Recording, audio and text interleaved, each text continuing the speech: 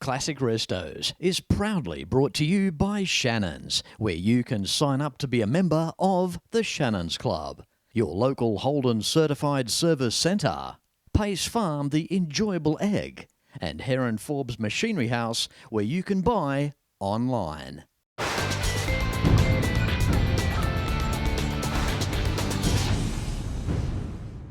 G'day, I'm Fletch and welcome as I bring you to a location in southern New South Wales. I have three classic performance Holdens sitting in there behind those doors, and you're about to see them in this week's Classic Restos on the road.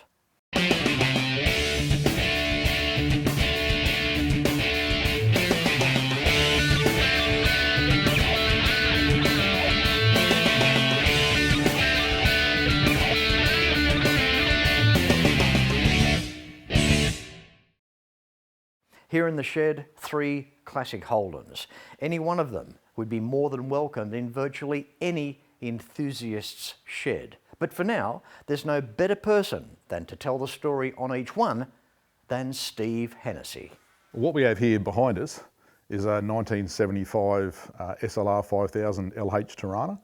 It's one of the last of the LH Toranas produced before the LXs came out, and originally sold up in Newcastle. But spent most of its life around the Sydney area. Being an original car, it didn't come out with the flares and that type of thing. You see it here at the moment when it was new, but that was completed by one of the early owners fairly early on in its life. And as a flares guy, I love Toranas with flares, so it's always suited me. The car has been pretty much up-spec'd to the full L34 specification, which is the Bathurst version, obviously, of the SLR 5000 Torana, hence the flares and the GDS rims that are on it. But everything's been done to the car is as it would have been done if it was done that way when it was new. The car itself, I've had it for 12 years. I purchased it from a fellow out at Lithgow, and the previous owner to me was actually the fellow that actually runs Australian muscle car sales in Australia, Mike Selby. He owned the car as his personal vehicle for a while. I've actually met one of the original owners who came up and spoke to me at a car show once, and I didn't know him. He came up and asked me if I wanted to know anything about this particular car, and I said, why? He said, I used to own it. And from that I got some of its early history, because I didn't have any history on the car before that. It's finished in its original colour of cotillion white, and everything that's been done on the car body-wise was pretty much as it was when I bought it, but I have completely rebuilt all the drivetrain and brought it back up to that original specification, searching for many years for a lot of missing original parts that I put back on the car. This particular car is the first classic car that I bought, and at the time when I bought it, I thought it would probably be my only classic car. I bought it a little bit later in life because obviously life's financial and working constraints get in the way, and I couldn't do anything before that. When I got the chance to buy a classic car, I started looking, and of course this one popped up. When I drove out to Lithgow to see the car and actually purchase it, I was extremely excited. This was, for me, the achievement of a lifelong dream. My first Bathurst that I went to as a 10-year-old with my dad was in 1975. And of course in 1975, Peter Brock won that race as a privateer in a L34 SLR 5000 Torana. It sort of stayed with me for my entire life. It was always part of my dreams. And of course, this is a 1975 SLR 5000 Torana. So for me, that's been a great moment in my life. And the drive home from Lithgow with this car, while it didn't drive that well because the mechanicals weren't as good as what they are now, it was still such a fantastic feeling to achieve that lifelong goal. And for me, it would never have really mattered whether Peter won another race at Bathurst or not.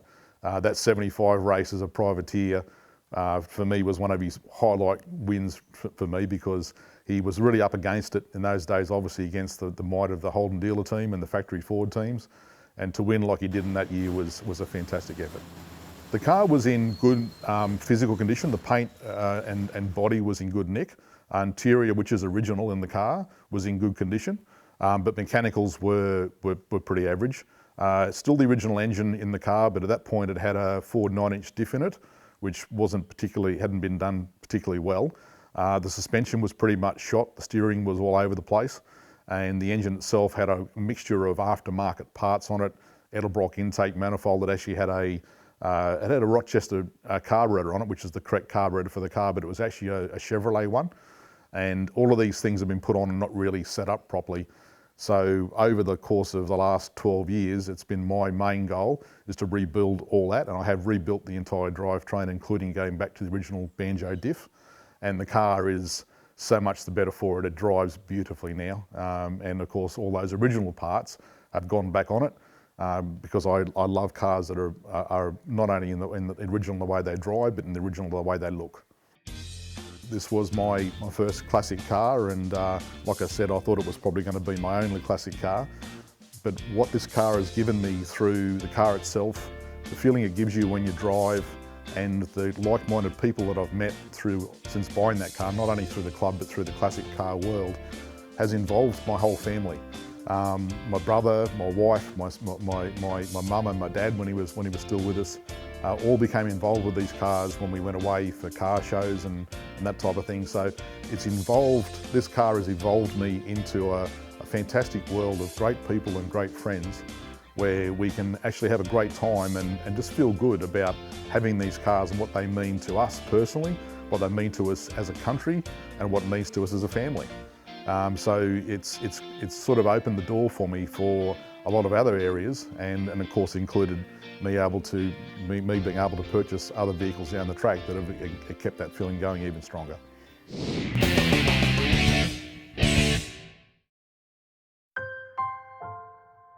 I've been a motoring enthusiast all my life. My Coupe 4 is rare and very special. A real performance car with all-wheel drive grip. I'm not a car club bloke and I don't work on it myself, but I do have a great mechanic. One day, I might even get that HQ. When it comes to insurance, it's got to be Shannons. Shannons shares your passion. Call Shannons on 13 46 46. Shannons, insurance for motoring enthusiasts. When it comes to cars, there are some brands that will remain with us forever, no matter what. The Holden was always Australia's own car, held high in the hearts of many. Those lines, that chrome, the stories around them, and the people that owned them. From the classic through to the final, you can still trust in genuine Holden and AC Delco parts, available through the Holden Certified Service Network. Have a look for your nearest Holden Certified Service Centre at holden.com.au, and let's keep supporting Australia's own. Welcome back. Next vehicle on today's show, 1977 L31 SS Torana Hatchback. Behind me now, we have a 1977 L31 code LX SS Hatchback. This car it actually belonged to one of our club members in the New South Wales Torana Club that I belong to. And just through a chance phone call to discuss redoing the engine that I just finished in my LH Torana, after about 10 minutes of that phone call, he let me know that he was thinking about selling the hatchback.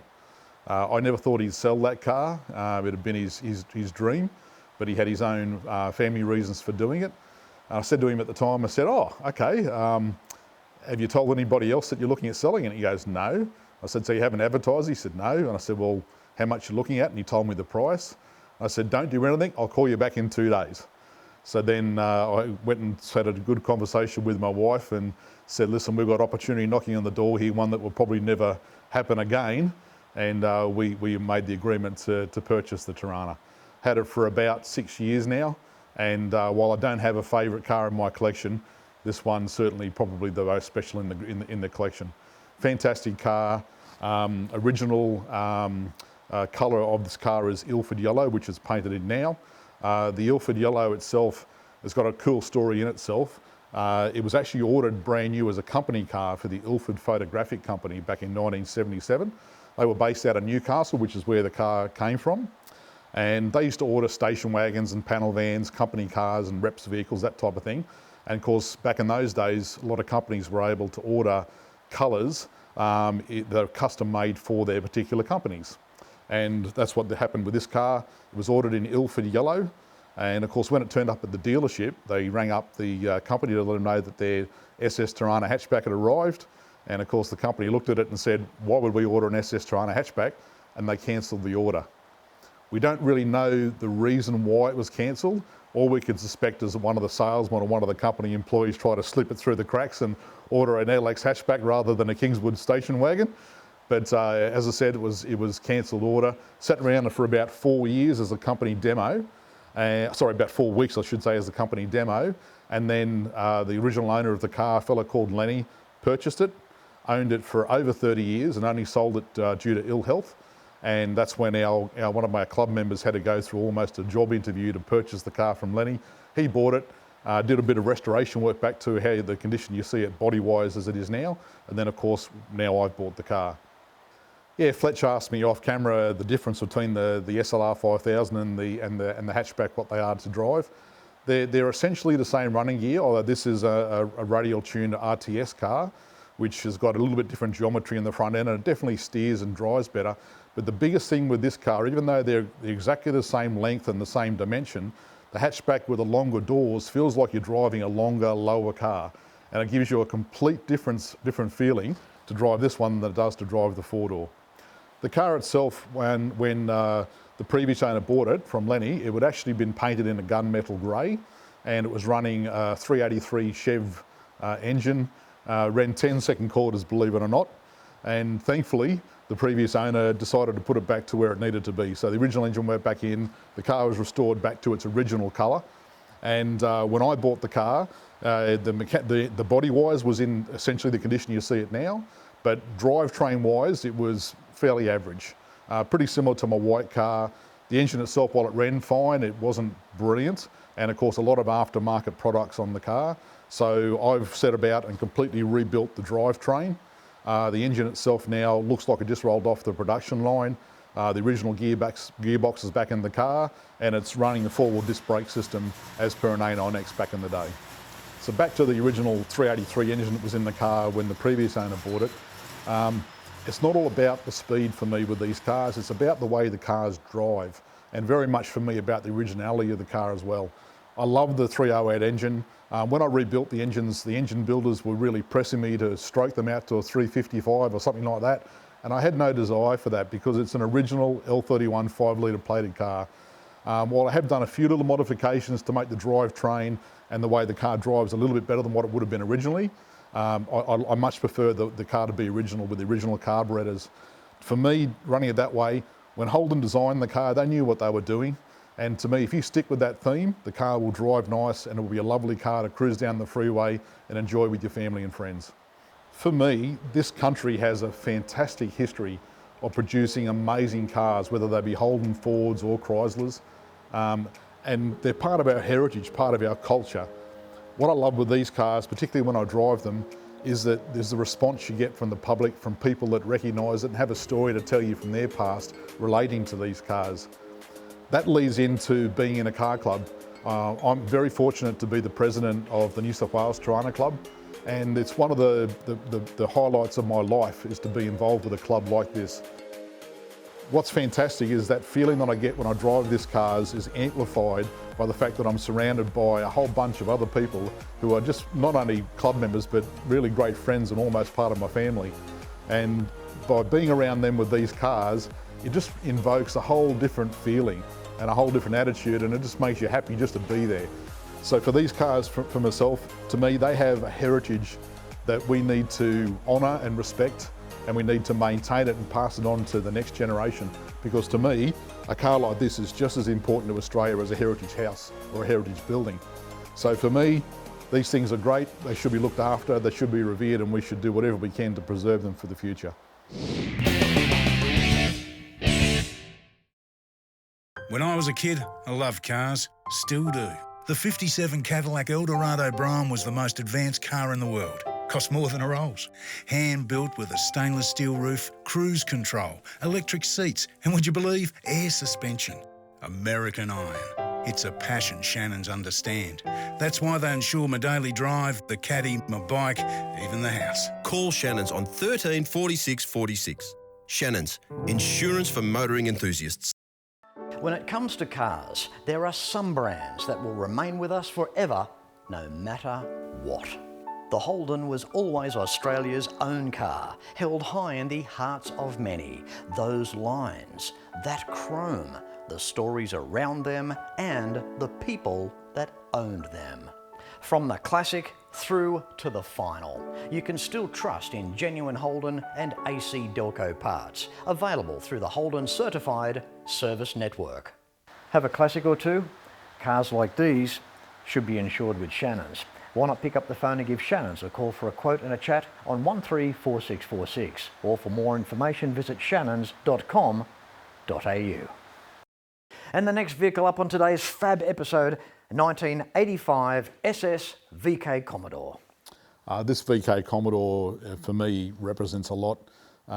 It's obviously it's a HDT Commodore produced when Peter Brock owned Holden Dealer Team back in the 80s at the height of their business. And what's fantastic about this car is that this formed the basis of the car that went out and raced at Bathurst back in the day. The VK SS was the base model in the HDT range at that stage.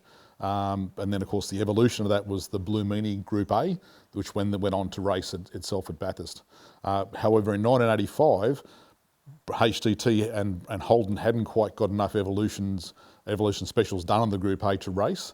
So this was actually the car that Brocky raced, this model of car raced at Bathurst in 85 before the Sporting Evolution Blue Meanie came on, which is kind of cool. And end of the day, Peter Brock meant a lot to me, as it did for a lot of Holden people back in the day.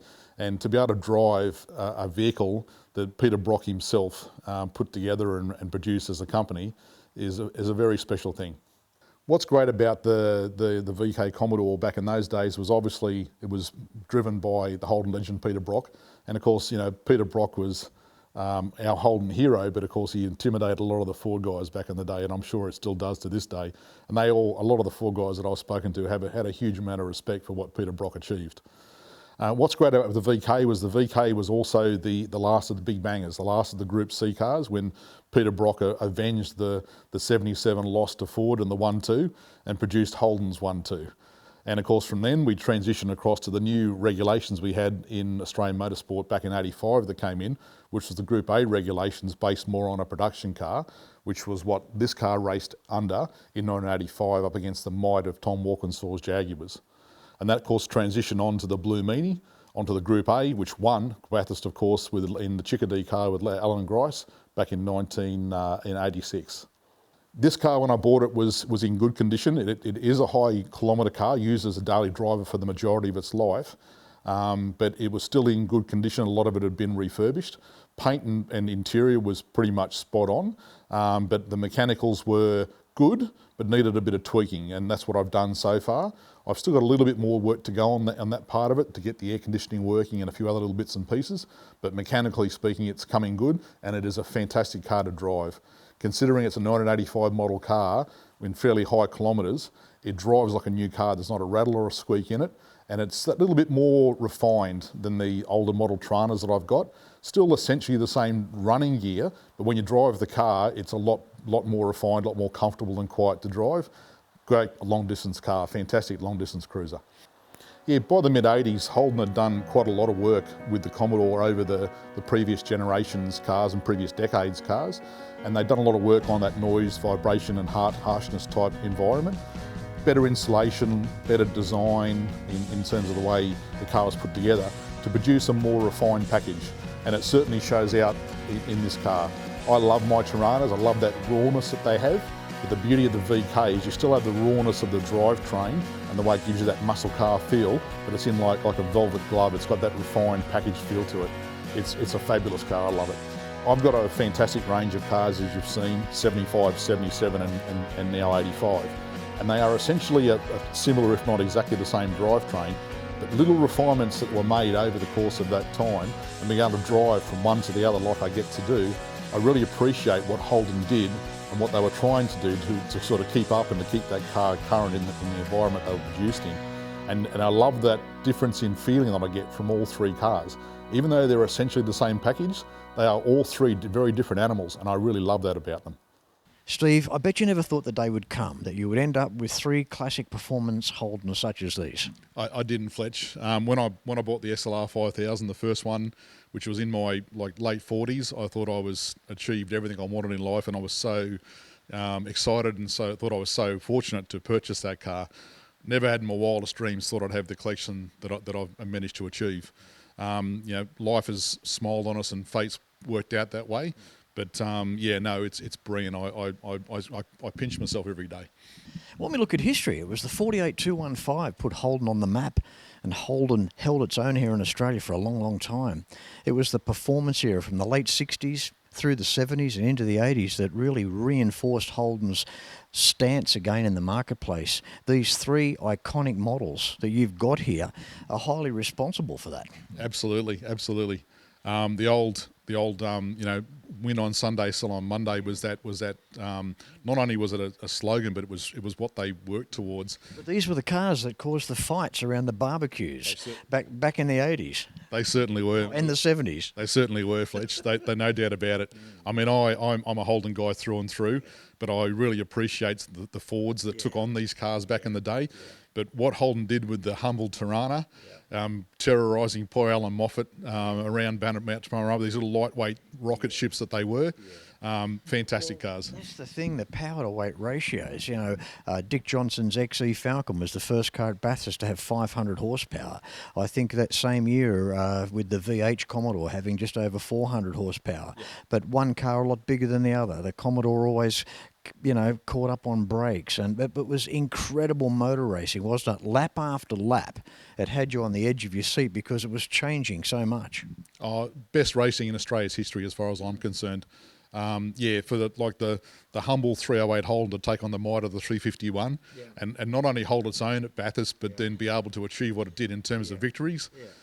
And isn't it nice to have come through the decades, like you mentioned earlier, where all the camps, everyone gets on and can appreciate everyone else's car. If you're in a Commodore, classic Commodore, driving down the road and a Falcon comes towards you, give each other a wave. And that's what the car fraternity now has become. And I just think it's a mass appreciation across all the brands, isn't it? Absolutely, Fletch. Like I said, I'm a Holden guy, but I love the Fords, the Chryslers. What we achieved in this country back in that era with the cars that we produced for such a small country that we are, absolutely legendary. The heritage in these cars, what we did with them and what Holden and Ford and Chrysler achieved is something that should be revered and remembered. And that's what we love about these classic cars. These are living testimony to what we achieved back in those days. And I just think that we need to preserve them, pass them on to the next generation, and make sure that the history and the stories that go along with these cars are carried on. And what you said earlier too is quite true. It's wonderful that you've got a 75 car, a 77 car and an 85 car. You can drive these cars and appreciate the research and development that General Motors Holden put into these cars here in Australia. And you've got all three here. It's almost like what mood are you in today as to what car you feel like driving? That's exactly right, mate. And every time I drive them, it gives you something special individually. And that's what I really enjoy about having the three of them like we do. Steve, I want to thank you very much. Yourself and your wife Annie putting on a beautiful lunch, and I should say the lunch. It's the only reason I really came is because I heard about the lunch. Now, it was sensational. Three magnificent Holdens. I don't think there's anyone watching the show that wouldn't enjoy a ride in one of these cars. At the end of the day, they're iconic to Australia. They're in beautiful condition. I love how you've got them factory stock. They're just wonderful, Steve. Now, you'll have to excuse today's episode. There's no driving scenes. We've got horrendous weather outside. I do not blame this guy for not wanting to take these cars out. That's okay. We don't have to do that. Steve, thank you very much, mate. Fletch, thank you so much for coming around. I've had a fantastic day. Great experience, mate. My pleasure. You keep up your great work. Thanks, mate. Thanks, Fletch. Well, that is it for this week's episode of Classic Restos, featuring the three classic performance Holdens belonging to Steve Hennessy. There's also a special gift from General Motors Australia on its way to Steve in recognition for himself and Annie and these beautiful Holdens. I hope you've enjoyed them. Until next week, no matter where you're watching Classic Restos from, please ride and drive safe. I'm Fletch. Thanks for watching.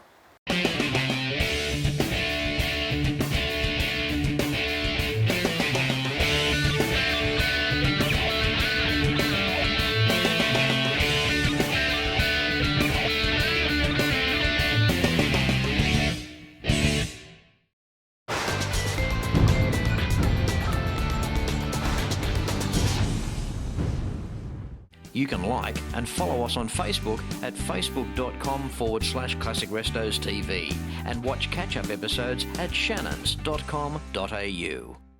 Classic Restos is proudly brought to you by Shannons, where you can sign up to be a member of the Shannons Club, your local Holden certified service centre, Pace Farm the enjoyable egg, and Heron Forbes Machinery House, where you can buy online.